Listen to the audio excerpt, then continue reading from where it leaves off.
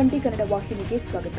ರಾಮದುರ್ಗ ತಾಲೂಕಿನ ಕೃಷ್ಣಪ್ಪನ ಜಮೀನು ವಿವಾದದ ಕುರಿತು ನ್ಯಾಯವಾದಿ ವಿನೋದ್ ಪಾಟೀಲ್ ವಾದ ಮಂಡಿಸಿದ್ರು. ಈ ಹಿನ್ನೆಲೆ ಅವರ ಮೇಲೆ ಹಲ್ಲೆ ಮಾಡಿದ್ದಾರೆ ಎಂದು ನ್ಯಾಯವಾದಿ ರಾಹುಲ್ ಹೇಳಿದ್ದಾರೆ. ಬುಧವಾರ ಬೆಳಗಾವಿಯಲ್ಲಿ ಮಾತನಾಡಿದರು. ವಿನೋದ್ ಮೇಲೆ ಕೃಷ್ಣಪ್ಪ ಕುಟುಂಬದ ತಂಡ ಕಳೆದ 4 ತಿಂಗಳಿನಿಂದ ಹಲ್ಲೆಗೆ ಯತ್ನಿಸಿದೆ. ಈ ಕುರಿತು ಪೊಲೀಸರಿಗೆ ದೂರು ಕೊಟ್ಟರೂ ಕೂಡ ಕ್ರಮ ಕೈಗೊಂಡಿಲ್ಲ ಎಂದರು.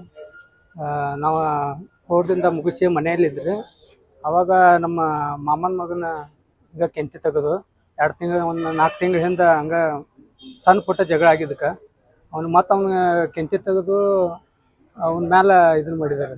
ಅಂದರೆ ಕರೆಸ್ಕಸವನ ಫೋನ್ ಹಚ್ಚಿ ಕರೆಸಿ ಬಾಯಲ್ಲಿ ಮಾತಾಡೋದೈತಿ ಅಂತ ಕರೆಸಿ ಇದನ್ನು ಕರೆದಾರೆ. ಅವಾಗ ನಮ್ಮನ್ನು ಕರ್ಕೊಂಡು ಹೋಗಿರ್ಲಿದ್ರು ಒಮ್ಮೆ 15-20 ಜನ ಕೂಡಿ ನಿಂತು ಬಿಟ್ಟಿದ್ದಾರೆ. ಆಮೇಲೆ ಏನಾಯ್ತು ಇದೆಲ್ಲ ಮುಗಿಸ್ಬಿಟ್ಟು ಹಿಂಗೆಲ್ಲ ಮಾಡಕ್ಕೆ ಹೋಗ್ಬೇಡ ಅಂತಂದ್ರೂ ನಮ್ಮ ಮೇಲೆ ಹಲ್ಲೆ ಮಾಡಿಬಿಟ್ರಿ. ಕಲ್ಲ ವಿಷ್ಣು ಚಿಕ್ಕಲ್ದಿನಿ ಮತ್ತು ಅಂಕುಶ್ ಪಾಟೀಲ್ ಅಂತ ಒಂದು 5-6 ಜನ ಇದ್ರಿ. ಮತ್ತು ಒಂದು 15-20 ಜನ ಒಮ್ಮೆ ಅಟ್ಯಾಕ್ ಮಾಡಿರಿ. ಈ ಕೈಗೆಲ್ಲ ಹೊಡೆದ್ರಿ. ಲಾಂಗ್ ತೊಗೊಂಡ ಕಲ್ಲು ತೊಗೊಂಡ ಎಲ್ಲ fracture ಆಗಿದ್ರಿ. ಕನಬರ್ಗಿ.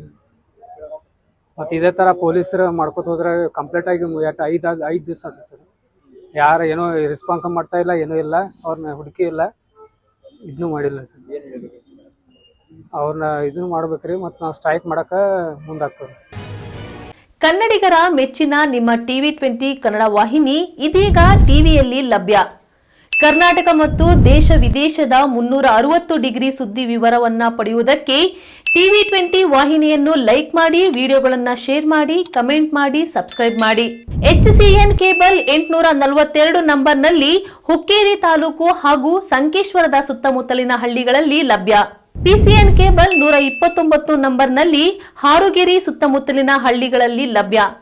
Raibag digital channel cable 80ನೇ ನಂಬರ್ನಲ್ಲಿ ರಾಯಬಾಗ ತಾಲೂಕಿನ ಸುತ್ತಮುತ್ತಲಿನ ಹಳ್ಳಿಗಳಲ್ಲಿ ಲಭ್ಯ. UDCN ಕೇಬಲ್ ನೆಟ್ವರ್ಕ್ ಉಗಾರ ಸುತ್ತಮುತ್ತಲಿನ ಹಳ್ಳಿಗಳಲ್ಲಿ ನಿಮ್ಮ ಟಿವಿ20 ಕನ್ನಡ ವಾಹಿನಿಯೂ ಲಭ್ಯ.